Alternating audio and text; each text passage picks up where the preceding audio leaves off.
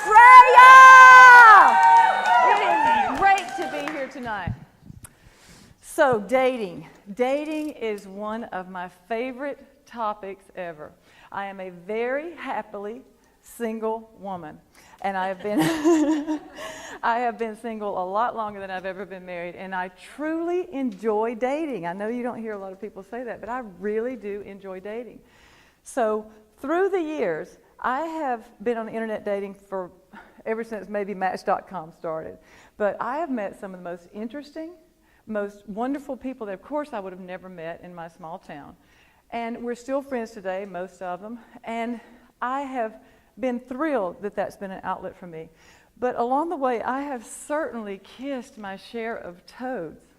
My girlfriends think that I should publish my findings, and my guy friends that hear about the theory say, why in the hell didn't you tell me that years ago? So I thought I would prepare a talk, and in the meantime, it would also give all of you guys an opportunity to hear some tips and tricks and theories that I've come up with along the way. So the first thing that I want to talk about is the initial meeting. And I think that this should happen fairly quickly, and there's a couple reasons why I say that, because anybody, I've discovered the hard way, anybody can be anybody online. And they can be a Romeo and everything, and then you finally get together, and it's not like that. So instead of using that emotional energy, you need to go ahead and set up that initial meeting, and this way you can see if that third party shows up for that meeting. And that third party is chemistry. And you will not know until you meet them in person. So what I always suggest we do is go to the pool hall. And there's several reasons for that. First of all, it's set up for fun. And you don't have to sit right across the table and carry on a conversation. And so that's one thing. Another thing is that you can tell a lot about a person. Like, you can tell a lot about their personality.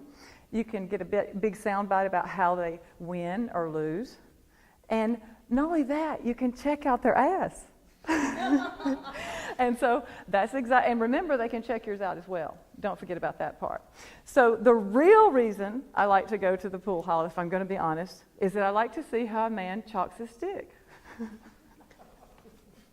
Now, what do I mean by that? There's only two types of guys, what I've noticed in all these years. There's a guy who really doesn't care that much about pool. He's probably not very good at it.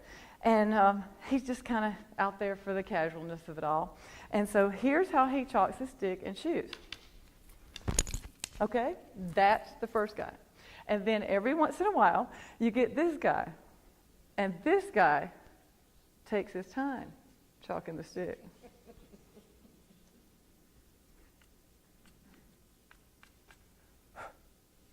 And then baby comes over while he kind of gets in your personal space while he's chalking his stick still. And then he bends to take his shot, and he's down there, and then he shoots. Now, which one of those guys do you think I want to go out with again? Like tomorrow night? So consider the pool hall for your first date. The next thing I want to discuss is baggage. And we are all products of our past, that's for sure. But I got to tell you something. Did somebody's phone really just go off? Somebody's phone, you guys actually, your phone actually went, no, is it really? All right, so here's the thing that every time a phone goes off in a quiet area like that, this is so funny, I always think about roadkill. And the reason why I think about roadkill is because you know how you're driving down the highway and you see this giant roadkill up ahead and you think to yourself, God in heaven, what is that? But you don't want to look at the roadkill. So I don't. So I keep going like this and I'm like, don't look, don't look, don't look. You get closer and it's in your peripheral vision. Don't look, don't look, don't look. And then when you get up on it, you're like, oh my gosh, it's a deer.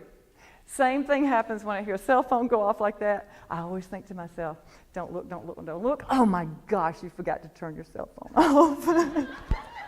So the next time you see a roadkill or the next time somebody's phone goes off, I bet you'll be thinking about me. But anyway, back to the baggage. Your divorce will never be as important to your date as it is to you. And that person also does not need to hear it or want to hear it. So it's something that you need to make sure it's raw and it's hard for you. I know that. but you don't need to bring it to your date. So one of my favorite questions to ask when I go on a date is, tell me your story.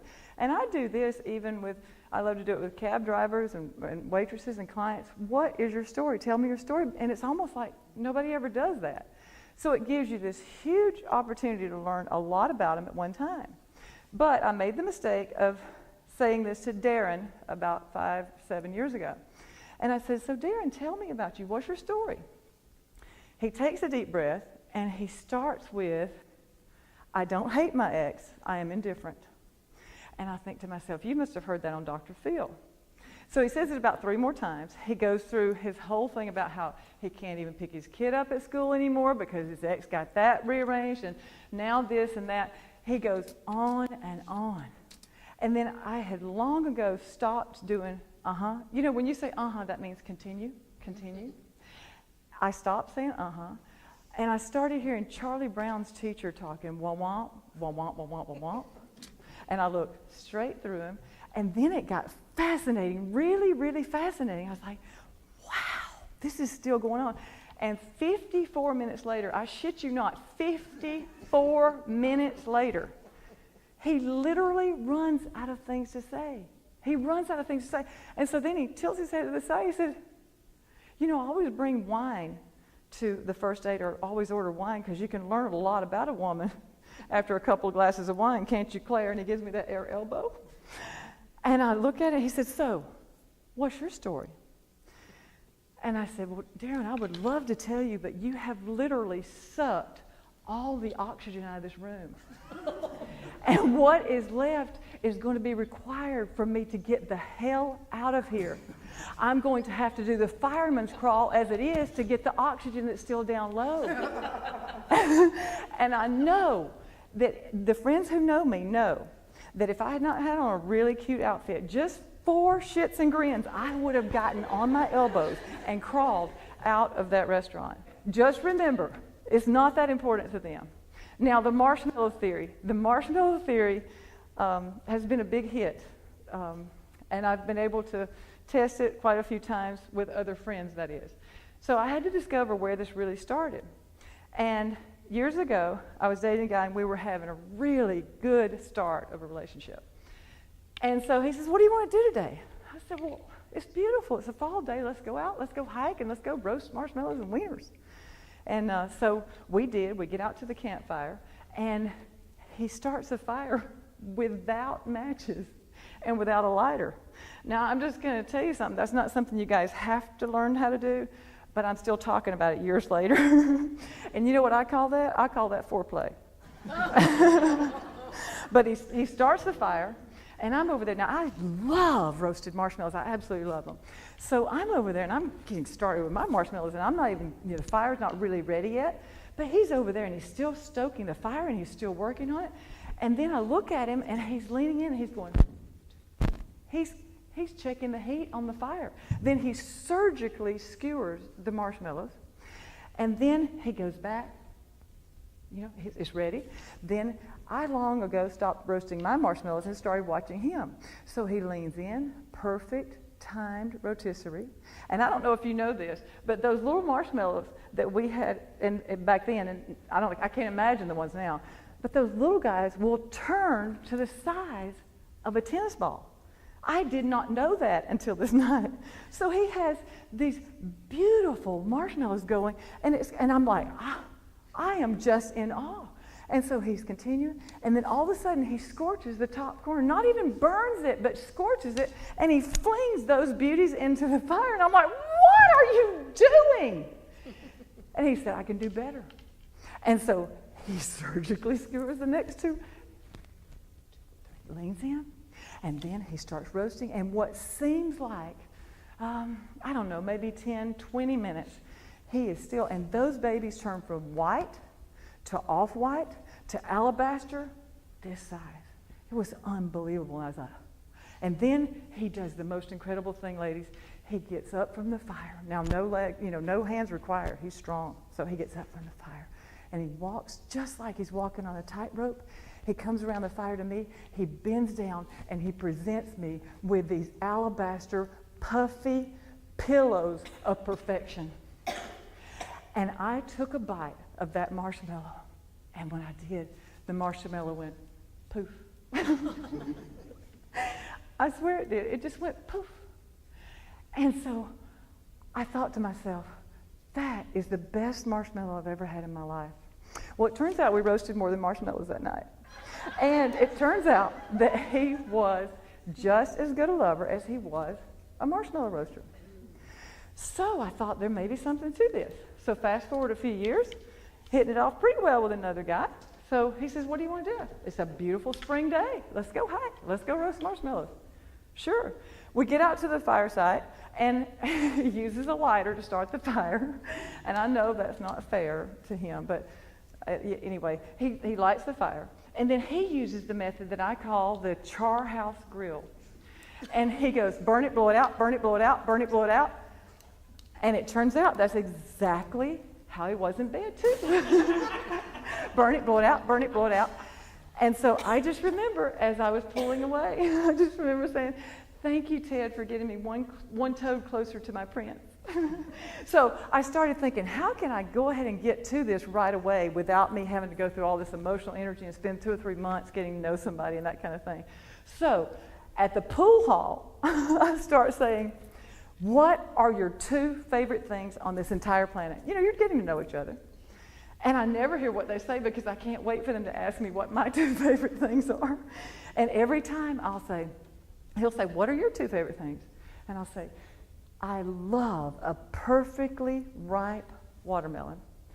And I absolutely adore roasted marshmallows. And I'll say, do you like roasted marshmallows?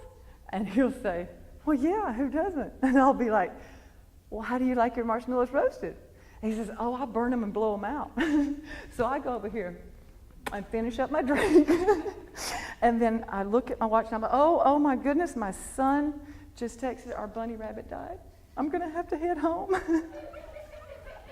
So you might want to consider doing this a little bit early into the relationship, figuring out about the marshmallow theory. I have checked it with a lot of girls, a lot of guys, and now I know every guy in this room is going to start roasting those marshmallows to the size of tennis balls. I know that for a fact. So a few hacks that you need to know. First of all, somebody's phone did go off. And you know what I thought about? Roadkill. So anyway, the first hack that I wanted to talk about was just be honest in your pictures. I'll tell you what, ladies, I am a huge lover of art, but some of your selfies are nothing short of a masterpiece. I am telling you, I can't even believe what I see. I've got girlfriends that can teach me to put my jaws in and smile, and then you take the picture from way up here. Well, you never meet anybody from way up here, by the way, especially when you're as tall as I am. So you never meet anybody up here, but there's apps on the phone now that can actually make a 250-pound woman look like a Barbie doll. And she puts it on Match.com or wherever she happens to be. Well, she thinks that I've got this great personality, my eyes are pretty, and I think that it's going to be fine. So she sends a picture that is 11 years ago and 45 pounds ago. And what happens is, when you meet him, if you watch really closely, his eyes will glaze over. Unless you're in denial, then you won't say it. And you'll sit there, and I'm from the South, so men are going to sit there, and they're going to sit through it. But he will not call again. You put him in an awful, awful position, and you put a glass wall up when you decided to send that picture. That is so not true. And then you started a relationship with a lie. And there's really no place to go except down from there. So be honest in your pictures. And guys, let me tell you this. We need to see you from closer than 250 yards out with a hat on. You've got to get your girlfriends or your sisters or your coworkers that you can trust. Get them to help you with your profile. Oh my God, you make my head hurt sometimes, your profile. And then you put a thing in there, I'm just an average guy. Now, who wants to go out with an average guy? It's like I tell my boys, average is just as close to the bottom as it is the top. So take that sentence out of your profile. 2, the next thing I want to talk about is get in shape, at least some form of shape. Get busy, get physical. And I'm not saying you have to look like a muscle man, But I am saying this, if you are on the market and you look like you don't take care of yourself and you don't take care of yourself, what's going to happen when I take you off the market? You end up in the recliner and you have some of my good Southern cooking. There is no fortune teller required here. So think about, you've already been on the divorce diet. You've probably lost 15 or 20 pounds, right? So just get in the gym. There's another reason to do it. You feel so much better. It's true. Everything you read and hear about it, you feel so much better when you're physical. You feel better mentally and you feel better physically. And you're dating. You're going to be seen naked by somebody that you didn't know eventually, even if you wait till you're married. So get physical. The next thing I want to talk about is being bold. Do things that you never thought you'd do to get results that you never thought you would have. So here's the goal for you. You want to be so bold and do things that are so much fun that your ex says, he would never do that kind of thing with me. That's where you want to be. Now, my baby brother and I were in a dance bar years ago, and there was a girl across the bar who was just dancing on her stool. Oh, she was having a big party, greasing the stool up. And I guess her girlfriends were on the dance floor. And so I hit my brother and I said, go for it, Barry. Barry walks boldly all the way across the bar, and it's loud. So he leans in and he said, would you like to dance?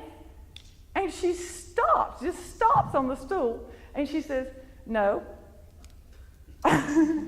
He leans back in and he says, what do you think I said? And she said, you asked me if I wanted to dance. And he said, no, I said you look fat in those pants.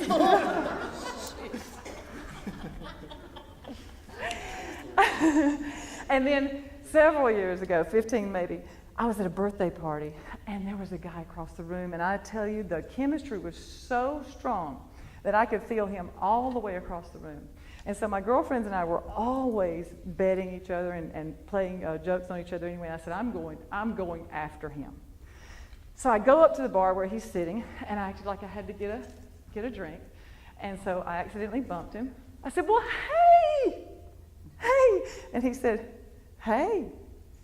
And I said, you don't remember me, do you? And he said, oh, I would remember you. Now, that's a good comment, by the way, guys. But he said, I remember you. And you could see him doing that Rolodex, that mental Rolodex. And I'm going to tell you what, I was cute back then, too. So he's doing this whole mental Rolodex thing. And then I said, you told me you weren't drunk that night, you son of a... And I turned to walk away, and when I did, he grabbed my elbow, and he says, now I know you're messing with me because I don't drink. Number one, the only time I've ever been drunk is on my 40th birthday when my friends were buying shots, and I was just with my friends. I have never met you. I would remember. And because of that boldness, I had one of the greatest relationships of my entire life. It was absolutely one of the best love affairs ever. We traveled together. We had such a great time. And the only reason that ever came about was boldness. And I know that some of you have a little tougher time with it than others, but I'm telling you, do something that you never thought you would do to get results that you never thought you'd get. The next thing I want to talk about is safety. And it's going to appear that I'm telling this to the women, but I'm not, because I have talked to many men through the years. And women are some psychos out there. So I always suggest, and I promised my brothers years ago, that I would use my middle name. And that way when the phone rings and somebody asks for Claire, I already know that it's about a date too. But if you came to my town and you looked for Claire, you would not find me. You might find me if you use my name, my full name. And I even put on the profile that I use my middle name until I feel safe. And if a man doesn't understand that, or if they want to have a little bit of an attitude about it, they're just really not my man. And that has happened a couple of times through the years. They think I'm playing a game. But safety is very, very important. I do not tell them what car I'll be driving. I go to it's coffee, pool, drinks. It's never a dinner because that takes too long if it's not going to be a good exchange. So do something initially like that. Also, it's important to remember that these guys, the women, the things that I see come through, this one guy told his girlfriend of 3 weeks where he worked. She sent him a box after he put her on skates She sent a box to his work about yay big, and he's digging through it, didn't know who it was from, digging through it, the shipping things. And when he's digging through, there's shard glass in there. She was trying to get him to cut his hand. That is psycho. And then I had another guy that told me that his girlfriend, or the girl that he dated, called the HR person at work and said, Johnny has been smoking weed with me. You need to have him checked. No, that is his livelihood. That is some psycho nut bitch right there. So you really need to think about it, not just the men, but the women as well. You need to be thinking along those lines. Always do safety. Ladies, let me tell you this. Men love to take care of us, but there is nothing sexy, and never will be anything sexy, about you having too much to drink and them having to hold your hair so you don't blow dinner chunks into it.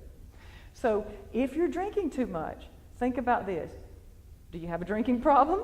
Do you not know how to drink? Or are you too nervous and it's just not time for you to be out there yet? So think about that. And then, ladies, here's another thing that I need for you to do. I need for you to stop this whole, I'm strong and I don't need a man, I just want a man and I'm independent. You are ruining it for the rest of us. These guys, your women's lib bullshit is ruining it for the rest of us. Because I really can buy my own dinner, and I do it all the time, but it is so nice to have somebody buy my dinner and my drinks. It's really a nice thing. And then I think to myself, if you have to tell somebody that you are that strong or that independent, you might not be. And if you are so strong and that so independent, then why don't you buy both your dinners and both your drinks? But leave the rest of us out of it. Poor guys don't even know whether to shit or wind their wristwatch at this point, especially the guys in the South. So the next thing I want to discuss, men, we know you have a penis and we know you have a chest. That is part of the reason why we're going out with you in the first place. But I got to tell you, we do not need to see that till way down the road. So when you are feeling frisky and you think that it's a good idea to send a picture through text, and it always starts the same way. Hey, do you have any sexy pictures? No, I don't. And he says, well, after a few minutes he writes back and says, well, I got a couple. I don't reply. And then he says, would you like to see them? I said, yes, I would. So he sends the picture through, and as soon as he sends the picture through, I delete his immature ass from the phone, and then I start a group text with all my girlfriends, and I show them the picture that I just got.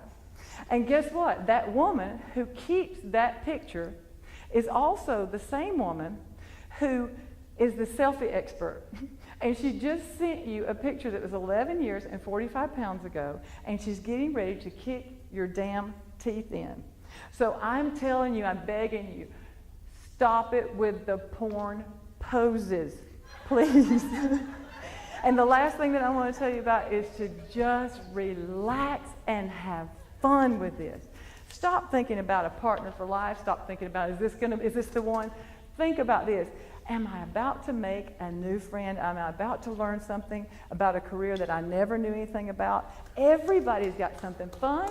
Everybody's got something cool. Everybody's got something cool about them, and you can learn all that from them. So what I do right before I go on a date, maybe a couple hours before, I'll send a note and I'll say, Dear Daryl, I am so looking forward to meeting you for the first time and getting to know your heart and having a great time tonight. No pressure, okay? And you know what? Maybe we'll end up friends no matter what. So let's have a great time. See you at 7. So see, that is a pretty good thing to do before a date, to kind of let go of the whole seriousness of it all. And then I'll send a P.S. past that, and I'll say, P.S., how do you like your marshmallows roasted? Thank you guys so much for being here tonight. Carpe diem, Sydney!